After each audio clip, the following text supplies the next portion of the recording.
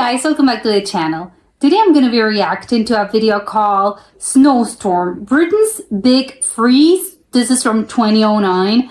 I can only assume that Great Britain gets a lot of snowstorms just because, I don't know, it's really cold out there and it's constantly raining. So I would assume, well, yeah, of course, when it's cold outside, when it's the winter time, they probably get a lot of snowstorms. That rain converts into snow. But maybe not. I don't know. I guess we'll find out. So let's check it out and comment, like, and subscribe.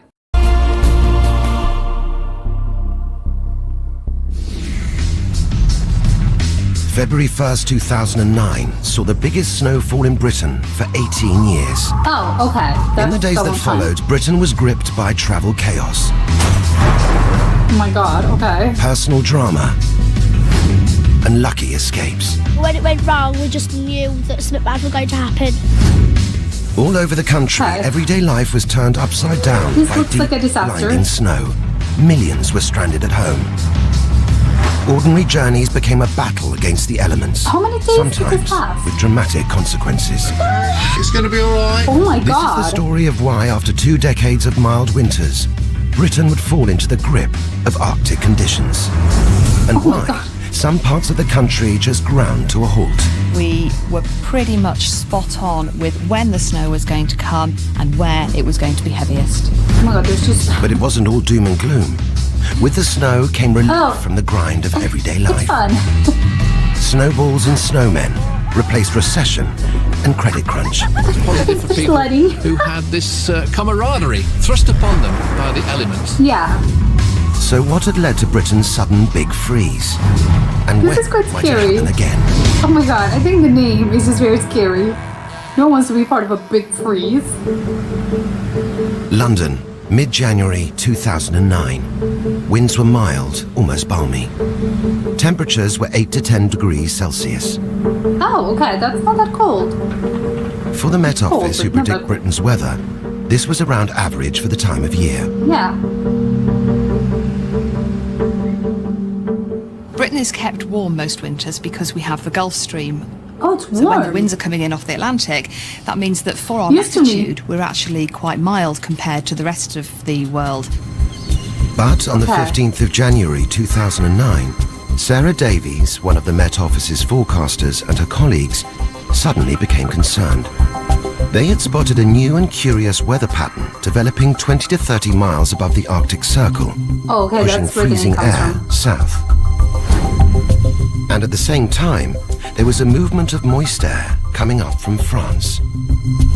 That's bad? The Met Office forecasters feared that if these two weather systems clashed, it would trigger the perfect winter storm and drop the biggest snowfall on the British Isles for almost 2 decades. Oh, it's so bad. We started to get an indication that there was something quite big on the way.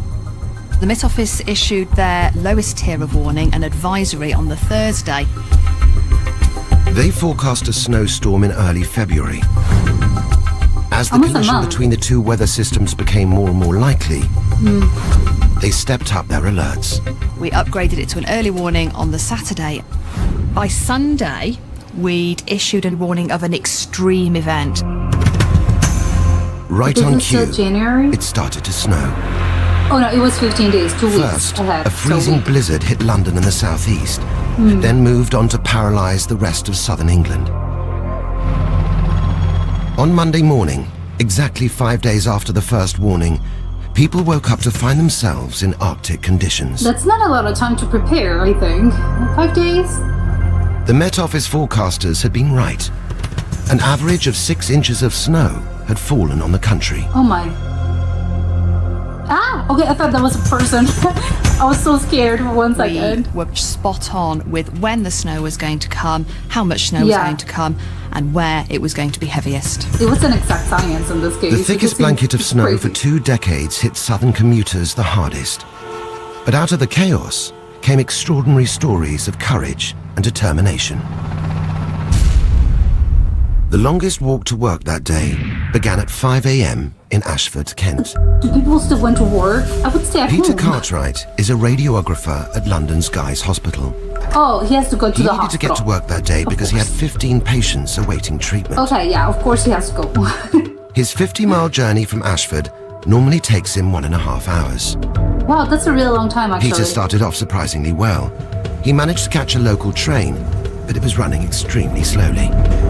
Oh, because they have to go I slow, did yeah, make of a course. call to my wife, asking her to let the hospital know that I was about 2.5 to 3 hours away. But Peter was wildly optimistic. Yeah. His train terminated after just a few miles. With patients waiting for him at hospital, Peter was determined to continue Yeah. and set off on foot. On foot? Oh my god. He walked for 10 miles. There was still 30 miles to go. That's crazy.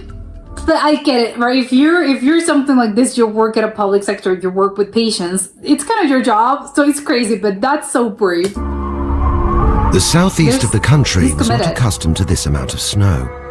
On slippery streets, the traffic began to grind to a halt. Yeah, all the cars, I think it's quite dangerous to drive And under those catching a bus conditions. that day was out of the question. Most services were out of action. Yeah. Even London's buses, a service that had operated valiantly throughout the Blitz, was suspended for the weather Yeah, but for the first time we in can't. history. That's crazy. And to add to the misery, But- most of London's tube lines were closed. Oh, as well? But why? It's underground. 4 hours into Peter Cartwright's journey in Kent, he found an open transport cafe. This is like... He was still 20 miles from work. This man has been walking for 5 hours. Exhausted after walking so far, Peter tried hitching a lift. Yeah, please someone give this man I a just lift. got chatting to a fellow in the queue behind me, so I asked if I could tag along with him. Yes, of course.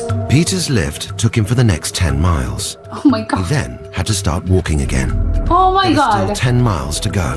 This is insane. Time of his journey so far, 5 hours. This is crazy. Conditions on the roads were treacherous. Cars skidded around like they were on ice rinks, causing accidents and congestion. Wait, like they technically are. There's so much ice that it's an ice rink, technically. Even basically. gritting lorries became accident statistics. Oh no. The snowstorm had blocked major and minor roads. Oh my god, there's just so much snow. It looks so pretty, Drivers but... were advised to stay at home. Yeah. But police and emergency services still found themselves called to hundreds of serious Yeah, accidents. of course. We were still going outside. Oh, this is bad. This car On that looks first morning, awful. 20% of the country's workforce, 6.4 million employees, failed to show up Yeah. because of the blizzard. They can't. I can't physically get there. But remarkably, Peter Cartwright did finally manage to get to work. He made it? Oh my god. He arrived at Guy's Hospital in London a staggering 8.5 hours after leaving My home. god. He had walked almost 20 miles in the freezing snow. And then he has to go and work. A personal challenge that made me keep going. To me, it was very important. And I can't think of any better reason to walk. Yeah, of course you work. Again, you're in the medical sector. Yeah, of course. That's incredible. The snow spread west. Roads Hopefully he stayed there for around, I don't know, 60 more hours. I'm not going back home in like 2 days. around Exeter became almost impassable. Skidding and crashed cars on the snow and ice brought further mayhem, piling more pressure on police and ambulance services. They struggled to cope in the extreme weather. Oh my god, it was a car accident. On the high ground around Exeter and Dartmoor, the conditions were even worse, and over 200 motorists became stranded in their cars. This is so scary. Some It's were trapped cold, for several hours it's in the dark. blizzard, waiting for rescue. Yeah. The only lifelines were mobile phones. We're in 2 lanes of traffic that's at a standstill. I've been here for about 3.5 hours now. 3 We're all hours. sitting here just waiting for some rescue to happen. Many of these stranded drivers would have to spend a freezing night before being rescued by the police and the army. Hopefully they had blankets. I think that's dangerous. Within 3 days, the snowstorm had spread from the south to the north. Oh my god, they're still coping. There's 3 days and we're still here. 29-year-old Kelly Roberts woke up to find her hometown of Wellingborough in the midst of a blizzard. Kelly was 9 months pregnant. Oh my god. She was about to experience one of the most dramatic days of her life. Don't tell me When she I was found out giving I birth. expected a baby in February, I said, oh, I bet it'd be snowing when I got into labour. Never in a million years thinking that all this would actually happen. No, yeah. Sounds Kelly's nice and husband, paper. Scott, a delivery driver, set out on his short journey to work. He was confident that their baby wasn't due for another few days. My journey to work would normally take me 10 minutes. It took me almost an hour to get there. Oh my because God. the M1 was closed. Everything's closed. Yeah, everyone's stranded. Back at home, heavily pregnant Kelly was experiencing the early signs of labour. Oh my God. This was No. her second pregnancy, and with Kettering Hospital just a few miles away, Oh, she knew what she was remained doing. calm. Yeah, of course. At least it wasn't the first But I baby. knew that she knew. She that knew. was how things kind of started off. So I thought, oh, in the next day or so, we'll probably be likely to be meeting the new arrival. But Day? wasn't expecting anything to happen so quickly. Can you go But as the days on contractions labor? increased, Kelly called Scott. He was already on his way back. Work had been cancelled due to the weather. Oh, okay. Hello? I think you need to start thinking about coming home from work. It's just that I've started having some contractions. I'm stuck in traffic at the minute. No. You Would shouldn't have Scott left. get home to take Kelly to the hospital in time? Little did they realise how dramatic the events of the day would become.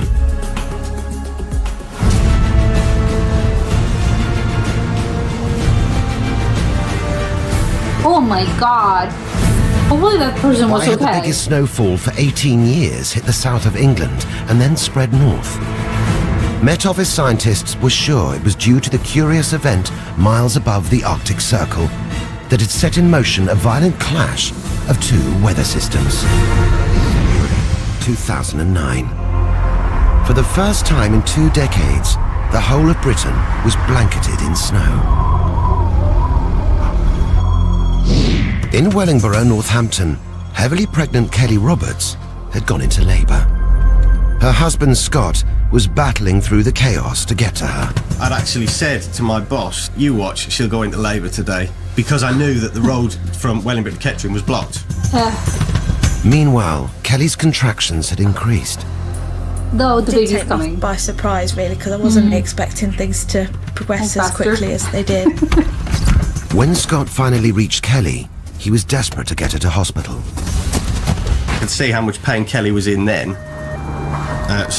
Yeah, very relieved when the ambulance turned up. Yeah, that's for an ambulance. Safely inside the ambulance, they set off on the 8-mile journey through the snow to Kettering Hospital. Okay, just take some gas on it. That's when I started to think this might be a bit difficult, because we can't use the main road. The only other road is going through the villages. Now I know how bad it was going on the dual carriageway to work and back, so the villages, I thought we'd have no chance. Oh, because The there's a lot short of trip traffic. would turn into the most dramatic of their lives. I need to push. Okay, nice and steady then. Oh my God, do not push during an ambulance. Wait till the hospital. Around Britain, it wasn't just the transport system that had ground to a halt. With so many people phoning in to say they were staying at home, mobile phone circuits overloaded. Oh, they collapsed. In the 5 minutes after 8 a.m. on the first my day of the God. blizzard, one major network reported that 500,000 text and phone calls Oh were my made, God. 50% more than normal. And those that were on the move Sent an were email. now getting lost, as some sat-navs became unreliable. Just as you know With the what's going sky to so full come of to work. snow, they couldn't receive the satellite signals. Yeah. The Federation of Small Businesses quickly calculated that the snowstorm may have cost the country £1.2 billion. Oh my God. Okay, I wasn't But expecting the weatherman number to and be that high. broadcaster John Ketley believes this is overly pessimistic. Oh, okay. Not that bad. Okay. Out of the face of adversity came the positives. The unique thing about snow is that it's actually good fun for most people. There were gloom merchants, of course, saying it's cost the country £1.2 billion. But this is the computer age, for goodness sake. You could still have a snowball fight and still Yeah. work from home as well. It's great. It's true. It's true. I love it. Like that guy has a positive and right attitude. If you don't have an emergency, this is great. Not only could snowbound Britain send emails, they could shop too. Shop for what? Online commerce received an unexpected boost. Oh, okay. This online shopping site's records showed a 3-fold increase in traffic, People which were peaked bored. on the worst day of the snow. We're just bored at home. Well, just buy stuff, I One guess. retailer sold 27,000 sledges in the first week. Oh, okay. Their website registering 9,000 hits in a single minute. Well, yeah, we have to make the most out of the And snow. the sale of carrots was up too, with one supermarket site recording a 60% increase in the essential A dress snowman? of any good snowman. Okay, it's because, yeah, they're oh, that's so cute. That's so nice. Flop and do your snow angels. Another extraordinary change also swept the country Kids when must the have snow loved this. arrived. Is there a baby? The millions of parents who failed to get to work found themselves reliving childhood experiences Yeah, that's with their own nice. children, many of whom had never seen snow on this scale before. Oh, yeah, because it's a drizzle, but yeah, no, this Childhood one. and snow are connected. When you're 6, 7 years old and snow comes and it completely changes the world that you are used to, that has a very powerful effect. Yeah, you don't have the Charlie responsibilities English of an is adult. a writer so this who is nice. chronicles our obsession with snow.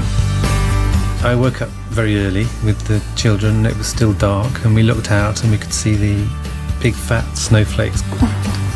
Then the neighbours' children came out from the house around the back and other children from across the street. And pretty soon all the kids in the area seemed to be throwing snowballs at each other, building snowmen. Oh, that's so nice. Yeah, let's It's really build this quite a the magical biggest scene. snowman. It makes you interact with your community. Yeah. You end up talking to your neighbours and your family. I'm going! We tend And in this day and age, that's very important because everyone's into their phones. to be This is good. workaholics, and it's Yeah. quite good to be reminded that there are other things beyond that. There's an actual world outside. Ah! But with the winter weather fun came danger. my Rother God, we Valley were Country slipping. Park, Rotherham, Tuesday, February the 3rd. Where is that? Oh, that's There was a more lot of north. activity on the slope, a lot of families here with their children sledging as well. Julian McKay was here with his 2 young sons. He noticed a group of teenage girls using this car roof as a makeshift sledge. It's They were improvising. coming down the slope from about 30 yards to 40 yards up the slope and jumping off it quite comfortably. But when the 5 teenagers took the car roof to the top of the hill, Julian could only stand and watch as they careered out of control. Ow. They were going about 50 miles an hour, Okay, that's... shouting, "Get out the way." I That's think the dangerous. whole slope sort of fell silent, those who were watching it, and just to see what would happen next, were they going to get off it? But I think it was too fast, they couldn't. Yeah, okay, Their so this is sledge dangerous. then collided with a wire fence at the base of the slope. 4 of the 5 girls remained on the sledge as it slowed to a stop, but one of them was thrown off. We then God. stood for what was possibly no more than 3 seconds, just hoping that the girls would get up. But there was no movement whatsoever from them. Oh my God. Julian raced to the scene. All of the 5 girls were injured, but one was critical. Within minutes, the air ambulance arrived. But tragically, the girl had received fatal injuries and died within hours of Oh reaching my hospital. God, that's crazy. That's The whole awful. day was a day of total happiness for everybody, you know, the way Yeah. it started. The enjoyment turned to sadness very quickly. Yeah, this wasn't A supposed day to that I'll happen. never forget, and I don't think people here will ever forget that sort of day. Yeah, this shouldn't. I don't think there's room for something so sad. In Just a a city few like miles this. from Rotherham lie the hills of Huddersfield. Here, another day of fun in the snow was about to take a dramatic turn. 12-year-old Chloe Parkinson and her best friend, 11-year-old Martine Hughes, were sledging in Ferney Bridge. Oh my God, now it makes me scared. Do not go sledding. It This really is dangerous. sloped up and it wasn't like all snowy that day because a bit of ice was coming off and it was a bit grassy, so we didn't think it would be that fast. The girls were Spoiler sledging alert. down this steep It's fast. 300-foot hill. Well, when we was first going down, I was like really excited and like we thought it was gonna be like all the other sledges, like really fun. It was fun for 2 seconds until it isn't. When it went wrong, we just knew that something bad was going to happen. As they careered down the icy slope, Martine and Chloe's sledge ran out of control. Yeah. Tried to roll off it and that didn't work, and then I shouted to Martine. We put the brakes on and all we did was just skid. They plunged down this 30-foot sheer drop and crashed into the icy river below. It was really cold. I didn't know what to do. Chloe found herself trapped underwater, pinned down by a heavy log. So I was like under the water, trying to keep hold of my breath. She was under the water for like 30 seconds or something, and like we just couldn't take the log off her. Oh my God. As Martine struggled in vain to free her friend, her screams were heard by 2 teenage boys. Okay, hopefully... We saw Martine and Chloe sledging down the hill. Next thing we knew, they were in the river screaming for help, so we came flying down the hill. Stephen Keating and Matthew Arnell then jumped into the freezing river. Oh, that's good that they were there. It took ages for us to get in because we couldn't slide in without hurting ourselves. I went round a bit downriver and jumped in and crossed the river and went over to the other side. Wading into the freezing water, the boys lifted the log off Chloe, freeing her just in time. I like that they didn't thought of this. Across the river and got them, and then I piggybacked Martine across to the other side of the river. Yeah, it was really slippery. Icy. It was quite hard, but we just wanted to get them back. That's good. Looking at it now, it just like makes me feel really scared. It's much higher than I thought, and just that I went through that. PTSD, yeah. And what of modest local heroes Stephen and Matthew made of their newfound celebrity? Yeah, they acted so incredibly They're saying well done to us. Yeah. And proud of us. Yeah. And we're brave for going in, not thinking of our own lives. Yeah, they didn't thought about this. They just went and did the right thing. It's like a lesson to us to always look and be careful to like what we're doing and stuff. I can't believe they're still sledding. I'm happy with what they did for us. Shut up.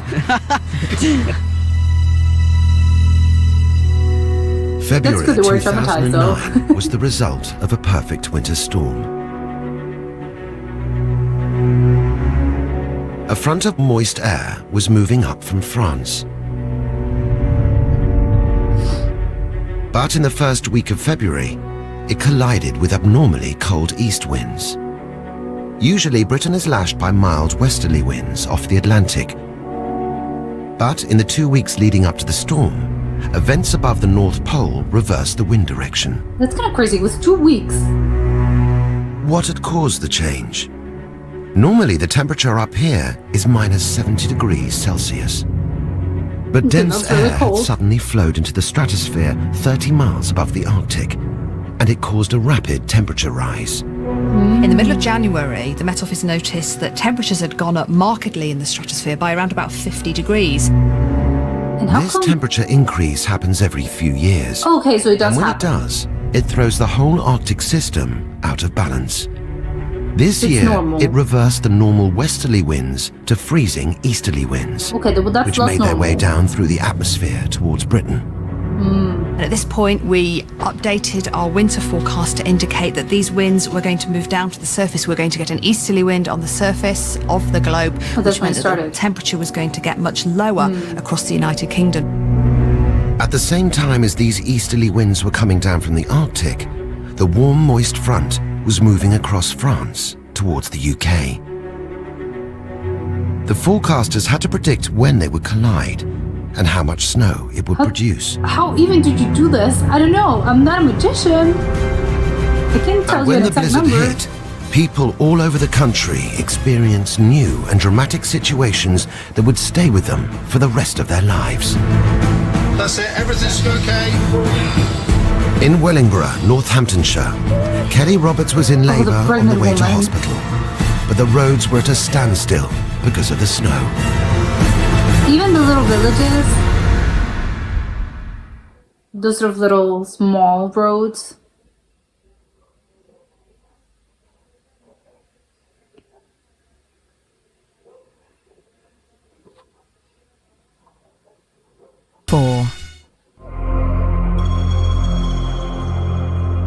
For 7 days, Snowstorm Britain struggled in the snow. Okay, what's a week? That's a really long time. During the week of the blizzard, many of Britain's roads had seized up and become impassable.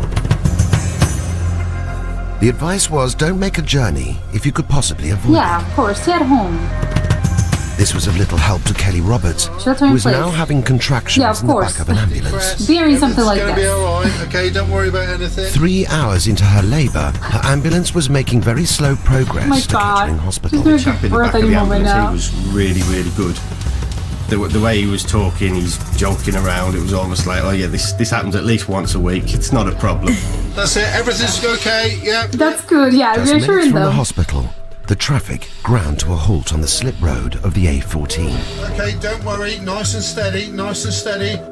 All you could see was the side of lorries. We were literally inches away from these lorries. He's like, it don't was now worry. obvious they weren't going to make the hospital in time. Kelly was going to have to give birth in the back of the ambulance. Oh my God. All right, okay, just take your time. You're trying to sort of fight against it, but you just can't. Yeah. You've got to kind of go with the flow and just get on and do it, but you can't stop yourself. Deep breaths on there, deep breaths. Yeah, the baby's not going to wait for the hospital. Push, Baby's just coming push. now. Baby's coming now, okay? It's going to be all right. I can remember thinking, it's not going to be born in an ambulance. She's not going to be born in an ambulance. And then all of a sudden she was. Steady. Well, yeah. It's a baby girl. Oh, bless oh my God, it's born. At 12:05 p.m. at Junction 7, baby Amy was born. Well, you know what they say about The ambulance best crew laid plans. announced her arrival to fellow stranded motorists and lorry drivers. In celebration, they tooted their horns. That's so cute. I did hear lots and lots of shouting, but it didn't obviously register, just had a baby, it didn't register what was happening, but the ambulance lady told us later on that she'd said it's a girl, and all the lorry drivers had cheered Oh, that's cute. things, which was nice of them. Yeah, they were in shock. They were in shock. They weren't paying that much attention. We Now understand. safely home, baby Amy is blissfully unaware of her dramatic birth that took place here on a slip road. What a great story. Where were you born? Well, I was born in I think it'll be a ambulance. story that'll last for quite a while. Yeah. Every time we take her to Kettering, Yeah. as we drive up the slip road, I'm sure she'll be sick of it by the time she's 14, but This is exactly when you were born. Each time you're in In the traffic. grip of such Yeah, she's gonna severe hate it. weather, the whole country was on the alert for anything unusual. This twister was caught on camera just off the coast of Cornwall. What on earth? A A tornado? vortex of wind sucked up seawater high into the storm clouds above. Can they have them? Tornadoes? What? By What? the end of the week, the extreme winter weather changed again. The melting Again? snow giving way to lethal ice. Oh my God, no more surprises, please. On Friday, February 6th, giant sheets of falling ice forced the closure of both 7 crossings. Okay. Having formed on the overhead gantries, 3-foot slabs of ice crashed down onto cars and the roadway below. This Despite 6 apocalyptic. cars having their windscreen smashed, luckily no one was injured. Okay, that's good. For the first time in their history, both bridges into Wales were shut down Oh, due what? to the That's weather. into Wales. So they were stranded. Even the mountains were experiencing the worst snow and ice conditions for many years. They were, oh my God. In North Wales, Snowdon's steep slopes had turned into sheet ice. On the slopes, it's a bit like a skating rink, on a slant, really. Oh, they're mountain rescue. In the week of Snowstorm Britain, 4 climbers lost their lives in Snowdonia. Llanberis Oh my God. Mountain Rescue found themselves inundated with calls. Well, they didn't know. Why were they climbing? One emergency call was from experienced climber Matt Love. Yeah, but it's just under those conditions, it doesn't matter your experience. It's just very dangerous. Period. Emergency rescue, please. Which mountain are you on? Snowdon. What's happened? Is anyone hurt? Matt had just watched in horror as 2 friends fell on the ice. We all just slipped, and he slipped so fast, he disappeared in a split second. This is so incredibly traumatic. I didn't realise that could happen so fast, and then Matt fell near enough straight behind him. How badly hurt are they? We don't know, we've lost them, they fell straight off the mountain. My first thought was that they had died. I thought that was it. It was a race against time. I get chills. If This they is were awful. alive and injured, they could still freeze to death. The temperature drops by about 3 degrees per 1,000 feet you ascend. So if it's already freezing in the valley, Yeah. it'll be -9, -10 on the top of Snowdon. That's so cool. You put some wind speed into that, and suddenly you've got wind chill factors of maybe -15. One of the men had fallen nearly 700 feet, sustaining serious injuries. Yeah, of course, he fell. Found using the helicopter's night vision and heat-seeking camera. Oh, but at least he was conscious. Eventually, all 4 climbers were airlifted to safety. Matt and his friends are fortunate to be alive. Yeah, they're so lucky because that's so dangerous. Extremely lucky. If they were cats and had 9 lives, I suspect they used up quite a few of them. Yeah. It was a triumph for the rescue services. Yeah, we can laugh because we know they're safe. It was amazing, and without them, it could have been so much worse. Yeah, could have been a disaster, but thankfully it wasn't. But the luckiest escape came as Caroline Saunders was driving home at night to Bishop Burton, East Yorkshire. Where is that? I just lost control. I think, it must have been like black ice on the road. And then I was just being flung around in the car, and the next thing I just saw the fence coming towards me. And then I just felt like I was in a roller coaster and my car tipping. The next thing I know, I was roofed down in the pond. Crashing through the thin ice, Caroline was trapped upside down in her sinking car. The fact that she's freezing alive. Cold, absolutely freezing cold. And I couldn't get out, and I just saw these lights, just pressed my horn and was just banging frantically on the window thinking, please just come and help me. She was spotted by a passing taxi driver, James Brown. All I could see was like a hand banging against the inside of the window. This is a recording of his emergency 999 call. Caroline's car horn is clearly audible in the background. There's someone upside down in Bishop Burton Pond. They're trying to get out of the car. Right, there's been a car accident. Yeah, there's a car now. They're upside down. They're trying to get out. All right, hang on. Oh my God. I'm gonna have to save them. Yeah, they're in the pond now. I'm gonna have to save them, all right? I'm going to have to save him. How? Okay. Despite the emergency services telling him to wait for help, James knew this was a desperate situation. Yeah. He made a life or death decision. Oh my God. Waded into the freezing pond and smashed through the driver's window. Oh my God, I'm going to start crying. Ah. The worst thing was the dark, I was having to feel inside for her. But when I felt her hand, kept all of it tight and dragged her out. The emergency services were full of praise for James's actions. Yeah. I think today we would have been talking about another young driver death had he not taken those actions last night. Wow. James's heroism saved Caroline's life. Yeah, this is so... Oh my God. No, I can't. The biting easterly wind that froze Britain happens every 2 or 3 years. But when this wind collided with moist air coming up from France directly over London, it turned into an event that only occurs every 2 to 3 decades. The result? Yeah. A massive Hopefully it doesn't happen that much often. What we had at the beginning of February was the Battle of Britain in meteorological terms, really. We had the cold air, which had swept further south than normal, certainly normal winters of recent years, coming down across the country, and it was battling up against the mild, very wet southwesterly wind across the south coast of England. On this occasion, the cold air won the battle, and that meant that instead of rain, we had some pretty heavy wet snow. But just how rare are Britain's extreme snow events? They appear to run in cycles. Oh, it's in cycles. Over the last 60 years, Britain has suffered heavy snowfalls in regular intervals. This is how snowed-up Britain looks from the air. And here's Leicester's mainline station. Oh my God, it was But where are the 1947. Heading back towards London over the They're countryside, we coming find out of the war. marooned in the deep snow. Oh my God, In it's just 1947, austerity Britain shivered in one of the worst winters on record. From January the 22nd to March the 17th, snow fell This is every day insane. somewhere in the UK. Oh my God, this is As crazy. the It's just heaviest not snowfalls for 130 years cut off large areas of the country. In the Midlands, it reached 6 feet deep. There's nothing here. It's just snow. The Air Force was called in to drop emergency supplies. The onslaught of snow battered a country struggling to recover from the Second World War. Yeah. As if they didn't have enough on their plate. With roads blocked, coal supplies were stranded at the collieries. Britain faced an energy crisis. Well, the good news Emergency is... legislation I guess the good news is you've gone through wars. That's the good news. You've gone through wars quite recently, though. cut electricity supplies. TV was shut down, and Buckingham Palace was reduced to working by candlelight. Oh my God, really? Even Buckingham As the Palace? freeze dragged on, even the food supply was under threat. the frost never went away. The snow came down, it got compacted, the frost was very severe. Another batch of heavy snow came on top of that, and so the ground was getting colder and colder and colder. This is a the farmers nightmare. couldn't dig up the crops, and so there was a near famine in this country by the end of the winter. Oh my god, okay. What are they doing? What? But this was make do and mend Britain.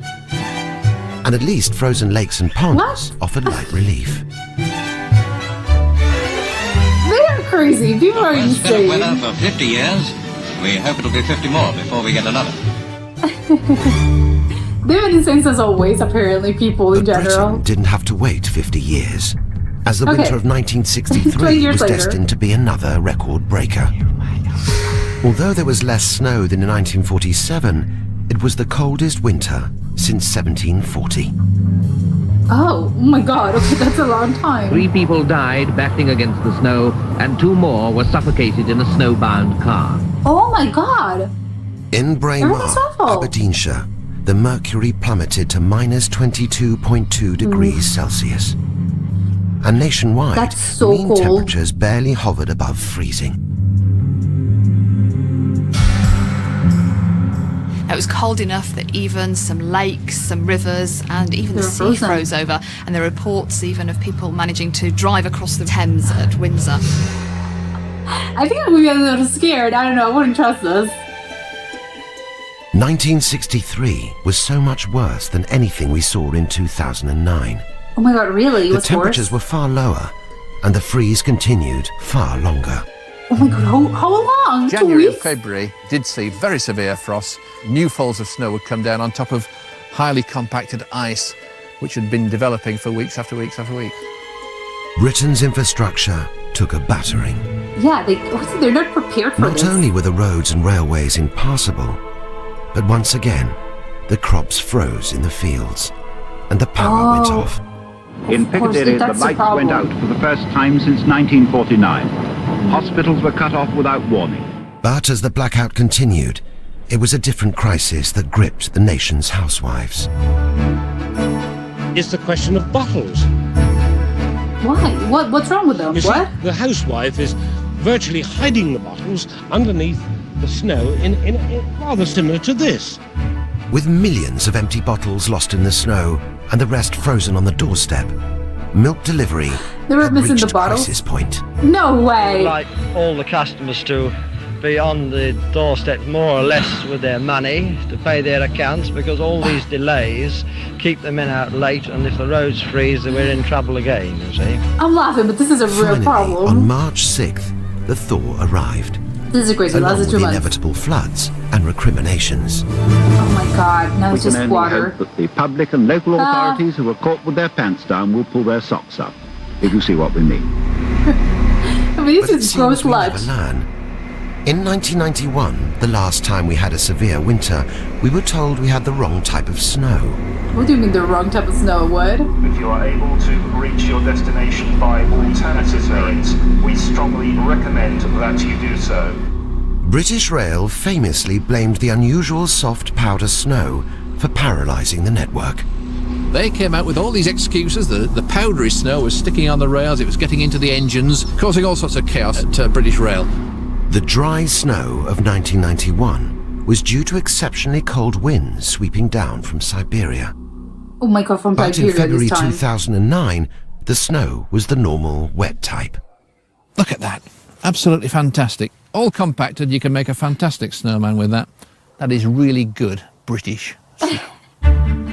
Even It's though the dough, snow this time basically. was the right type, the result was all too familiar. The full extent of the disruption is now coming clear.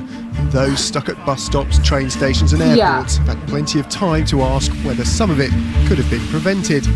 I don't think you Jim can. Dale is a risk meteorologist. He advises businesses on the best way to deal with extreme weather. Do not get out. It's paralyzed all services. In the Don't- UK, don't leave your house. 80% of companies are weather sensitive to one degree or another. You know, that takes in a lot of companies. He believes Britain needs to be more proactive when extreme weather strikes. Oh, really? I think in this country we have a real problem with this, where it's heads in the sand, it's ostrich time. The snowstorm of February 2009 may have been the worst for a generation. But if we were to ask our distant ancestors, they would have far worse tales to tell. Okay. From the mid-16th century, Britain was blighted by the Little Ice Age. Crops failed, the glaciers advanced into alpine valleys, there were famines in parts of Britain. Yeah, of course, it was much Even though worse life was hard, back in those days. the onset of winter was seen as an opportunity for celebration. Oh. Frost fairs would spring up whenever the River Thames froze over. Oh. I think they were probably impromptu social events, and enterprising businessmen, bakers and pie makers and whatever, went out onto the ice, setting up stalls and puppet shows, and there was a lot of drinking and lechery apparently as well. People had to do something. Presumably did what the British do in most such situations and drank rather a lot and got off with each other. Yeah. This cold snap lasted for an unimaginable 200 years. Wow. Although our climate is now much milder, we can still experience extreme winters. Of course. And if this happens every 2 or 3 decades, could this be part of a cycle? It's not necessarily cyclical, it's just an average. So we do expect these sort of events to happen 1 in 20 years. However, I'm not saying that we won't have another one now for 20 years. We could have it next year, we could have it the year after, or we could have it in 40 years' time. Yeah, nobody knows, of course. Weather broadcaster John Ketley has also remained unconvinced there is a cycle.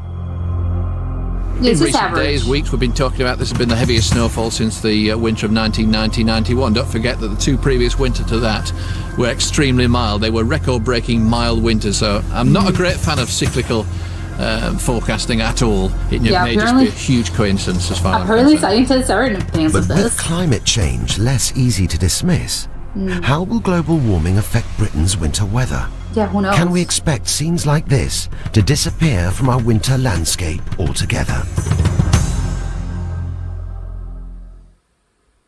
A week after the snow in February 2009 had struck Britain, the country was returning to normal. As the snow and ice melted away, so questions began. If global warming is heating the world, why do we have such a bad winter? Well, because and will it put an end to our worst snowstorms? Scientists are cautious. Climate scientists predict that with climate change, these sort of snow events will get less and less common in the future. Of course, back in 1850, this was a 1 in 5 year event. Now it's a 1 in 20 year event. And it will get less and less likely as time goes on. However, that's not to say we'll never get snow. Of course, it rains in the desert, but it's still the desert. The global warming experts have put across this story that for the next 50, 100 years, certainly, it's just going to get warmer and snow is going to become a thing of the past. That is certainly not the case. In my opinion, we're not going to see that situation. I still think that we will see snow events, pretty heavy ones on occasions as well. We are in a temperate latitude. We're not too far away from the poles. We are not just suddenly going to go into a Mediterranean climate. Yeah, of because course. one thing to remember is this. Nice has snow, and Nice is far further south than we are. Whatever the effects of global warming, Britain is likely to get snow. Yeah, whatever when the happens. next snowstorm will strike, it is impossible to say. But one thing is for sure. There are plenty of people who despair at Britain's inability to cope. I think it's terrible. We've just come back from America with just as bad snow as this, and it's still running. It's amazing. Someone like Canada can manage it. I don't understand why we can't. So how do snowbound cities like New York, Toronto and Moscow cope? Yeah. This is Moscow's winter weather. It's like this every year. Oh my God. If you live somewhere like Moscow or in Canada, it's very continental. It doesn't really matter which way the wind's coming. It's going to be cold and it's going to be snowy at times. So it's much easier for them because they get the snow every single year. They're used to this. Muscovites are well prepared for their yearly battle with nature. Yeah, of course, again, they're used to this. 2,500 snowplows are on standby to roll into action. And specially designed Russian snow-gathering machines suddenly appear on street. Is that snow? It looks disgusting. Behind these tractors come container lorries, ready to ship the snow outside the city. Oh, An army of 50,000 workers keep Moscow's roads passable. They make vital electrical contact points work, so public tram and tube networks stay open. And Russian mothers scoff at the idea of closing schools and send their kids off each morning. Oh my god, school doesn't close. When it's bad, Muscovites simply put snow chains on their shoes. On their shoes? It is much easier to walk with the ice walkers. It makes you feel that you're a lot less likely to get home with a broken limb. Oh my god, that's so smart! New York, too, is just as well prepared. Thousands of snow plows and hundreds of salt spreaders are at the ready during the winter months. In extreme snow conditions, teams work round the clock to keep roads free. Yeah, to keep it as good as you can run, I guess. Planes take off whatever the weather, their wings doused with antifreeze to brave the freezing air. Sometimes it closes if there's a snowstorm. And when the weather becomes impossible, New York declares a snow day. Yeah. Schools automatically close and commuters take the day off, knowing they'll make up the lost time when the blizzard ceases. Yeah. These areas live the weather, and their infrastructure is built and geared up to handle this. These kind of extreme events. Britons always complain when our cities grind to a halt. So is it time to start investing in bigger and better support schemes? Wow. If we go to such extremes in terms of expenditure, I think it's legitimate to say it probably would be a waste of money.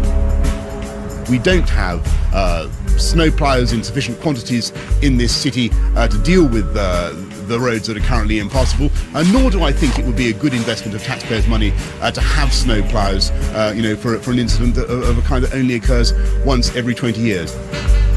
My memory goes back to 1976. We had a minister for drought after a long hot summer, and within a week the rain was coming down and there was flooding in the autumn. A minister for snow would be an absolute joke in this country. So what should we do when the next bad winter happens? They're so keep calm and carry on. It wouldn't be too much of a hassle to have a spade in the back of a car, for example. Councils could think about delivering a bag of grit to every household so that they can get on with their own business around their own house and making pathways and walkways that much safer. And that's every year? The way I feel to deal with schools is based around the internet. The children were not able to get to school, so the school posted homework on the internet for the children to pick up and do whilst they were at home. So there's one very good example of what schools can do. Yeah, the first week in February 2009 was our snowiest for 18 years. A once-in-a-generation event transformed the British landscape. But Britain's relationship with the weather turned frosty. There was travel chaos and shutdown, followed by struggle and drama. But out of the week came unselfish acts of bravery. Yeah. And brief, spontaneous moments of fun. Yeah, there's still something nice about this. It's not all bad. Positive for many kids, obviously, getting the day off school. It's positive for people who had this camaraderie thrust upon them by the elements. And maybe, despite the protestations about global warming, maybe we still will, through the next century, see decent snowfall every now and again. That'll be great.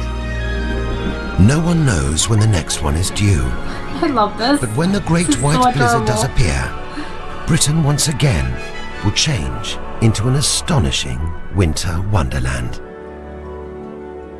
They should bring back the fair, the winter fair. Wow, I really do think I love that part about how I think it's really easy, I think, to look at the negative side about all of this, and of course it is. I think if you're obviously for people that had medical emergencies, or all the people those girls that lost their lives, obviously that's awful, but that's, I think, separate from all of this. I think what's important is I think I think again the best laid plans. Everyone, I think, especially I would assume, I think people in general are like this, but specifically I think British people tend to be very like this.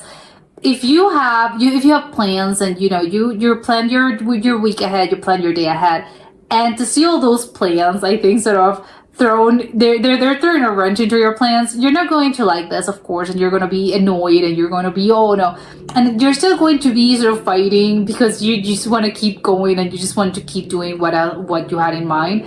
But sometimes I think it's important when something like this happens to sort of take a step back and actually reflect on, the weather, nature is telling me I can't go to work today, I can't run my errands, I can't go to my classes, whatever it is that you had planned. sometimes when something like this happens, I think it's just you can't really fight against nature when it's something that incredibly big.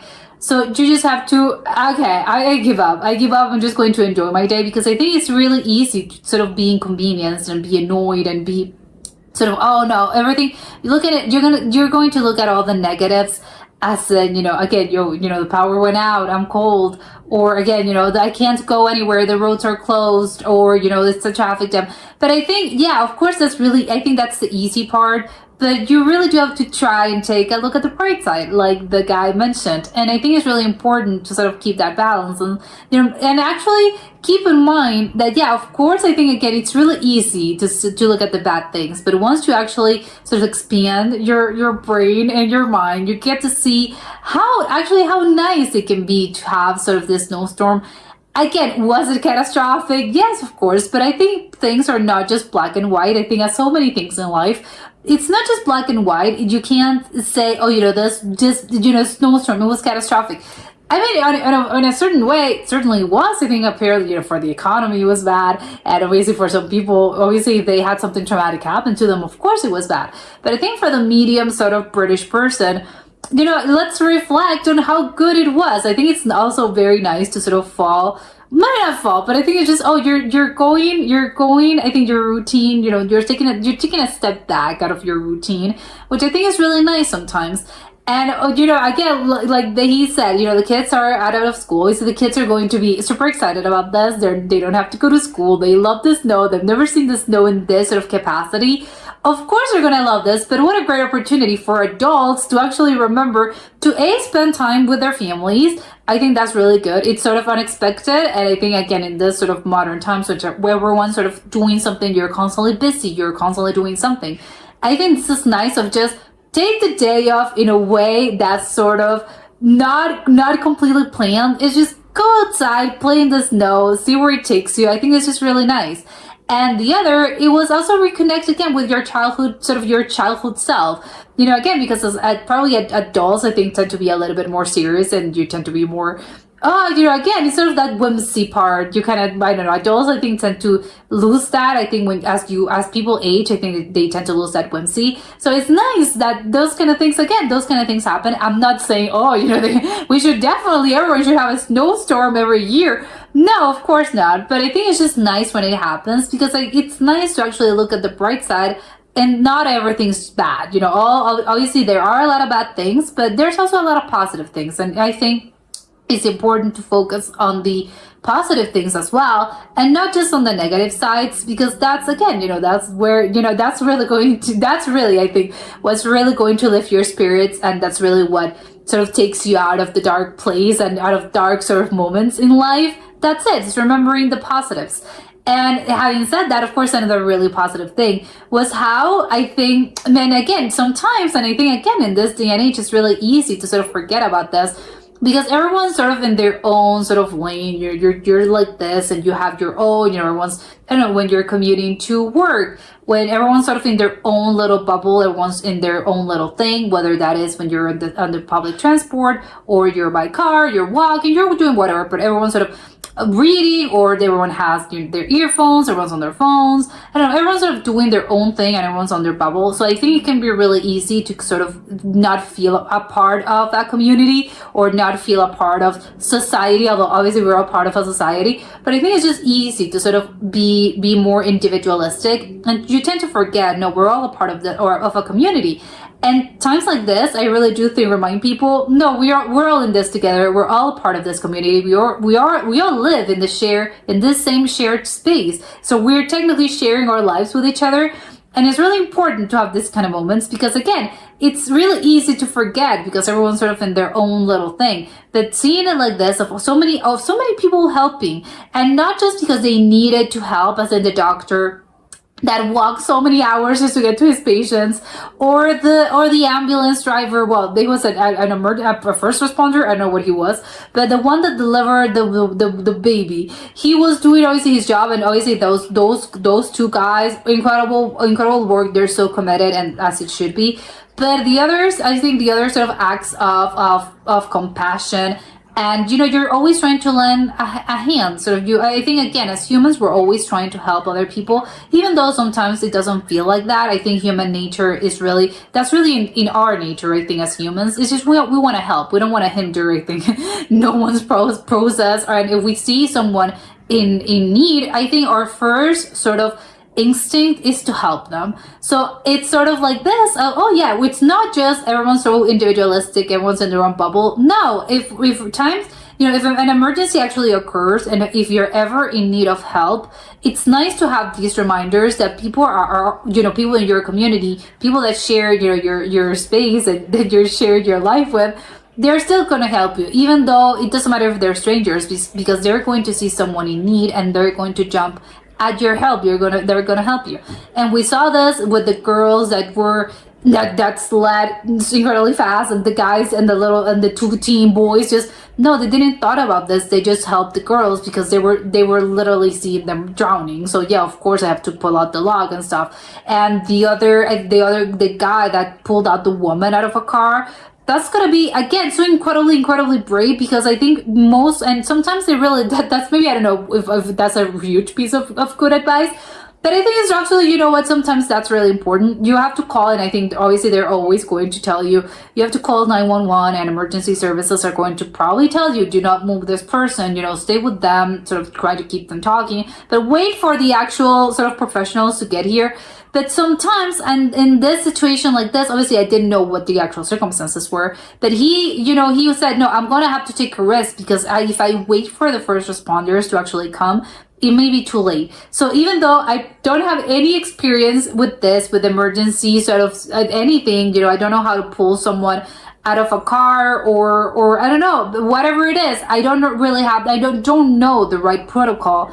I'm going to help them, just because I think if I don't do anything, this person, the chances of them surviving are going to be null. And even though maybe I do not know a lot of what I'm doing, but it's going to be better than just leave them on their own.